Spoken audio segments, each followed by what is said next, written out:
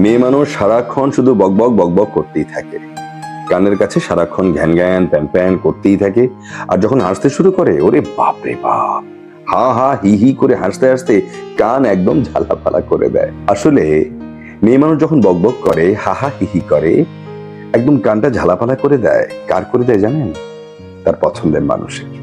যাকে সে খুব পছন্দ করে, যাকে সে খুব ভালোবাসে, তার কাছেই মেয়ে মানুষের যত বকবকানি, যত হা হা হি হি হাসা হাসি। কিন্তু যখন দেখবেন কোনো মেয়ের মুখের হাসিটা ম্লান হয়ে গেছে, তার বকবক বন্ধ হয়ে নীরব হয়ে গেছে, আগের মতন করে কথা বলে আপনার কানটা ঝালাপালা করে দিচ্ছে না, বুঝে নেবেন সে মেয়েটির পছন্দের তালিকায় আর আপনি নেই।